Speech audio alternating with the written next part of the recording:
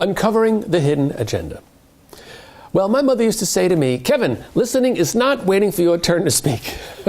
In that spirit, unlocking the hidden agenda requires you to get close to your prospect, to listen carefully, to read the emotional subject at hand. It means asking questions that open a window to your audience's emotional motivation. The first step is to think of the engagement with your prospect or your audience in a one-on-one human situation, not as an interrogation or a question and answer, but an invitation to a comfortable and lively conversation. Now first, and I know this sounds obvious, get as close to the prospect and your audience as you can. Spend as much time as they will allow. And there are 5 key things to remember at this all-important stage of searching for the emotional driver, the hidden agenda. The first is prepare. The brief is not the brief.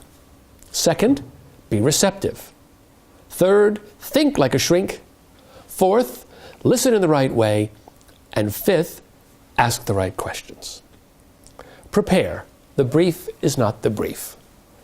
No matter what form the brief takes, and no matter what the brief articulates, this is not the real desire at work.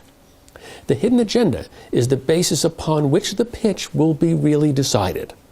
Of course, the brief must be answered, but your answer to this brief, or to the business problem that is at hand, must be made within the context of the buyer's hidden agenda.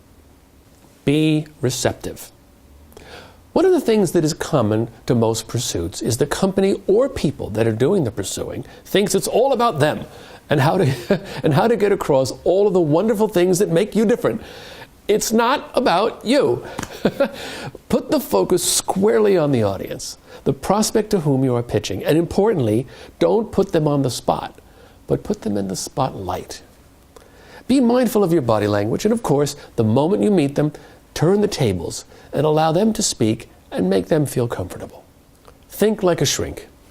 Before you go to your first meeting or briefing, you've got to do your emotional homework and ask yourself, who is this person? What can I learn about who they are and what makes them tick? What kind of personality profile are they? It's a way of beginning to dig beneath the obvious, to look at the body language of being displayed and the things that you hear and are reading between the lines to understand what makes this person tick, what keeps them up at night, what excites them, and how can I begin to ask questions that will unpeel the layers of the onion to get to the real desire or the hidden agenda at work. Listen in the right way. Remember, the speaker or the person you are pitching to is fulfilling a need by expressing something to you, so listen carefully. As you are listening, acknowledge, paraphrase, and summarize. By all means, make them comfortable and use a wonderful technique called laddering. Now, that is seizing on an interesting area of emotional interest, asking continued questions in this regard to dig deep to the emotional vein that is at work. Ask the right questions. My mother used to say, if you ask a silly question, you get a silly answer. In business, if you ask a functional question, you will get a functional answer too. The important question to be asking is those that have emotional import. For example, I am intrigued by the current environment your company is in. Tell us more. What are your instincts telling you? Are there any parallels to the situation? What is the biggest opportunity arising from this circumstance?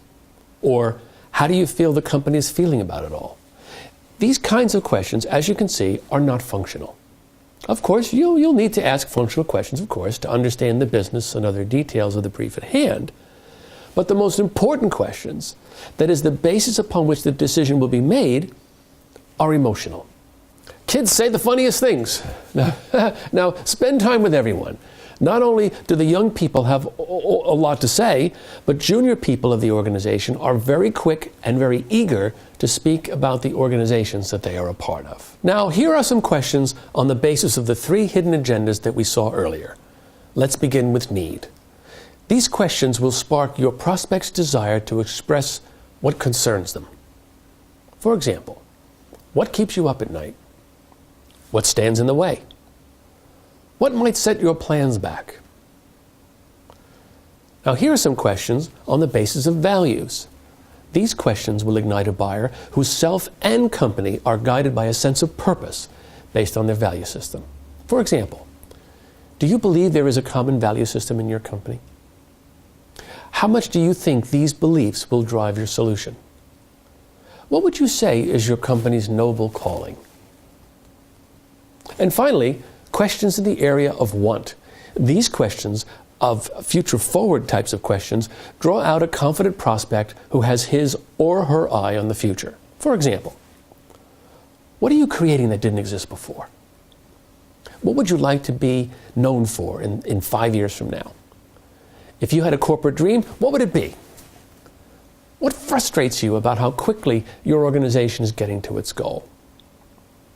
Now, of course, you can't always be there, so uncovering the hidden agenda is detective work involving not only witnesses and potential suspects, but a painstaking collection of clues and physical evidence. So, social media, general secondary information, internal material, and the phenomenon of 6 degrees of separation. That is, how many people you know who could help you to get to and understand the person that you are going to be seeing.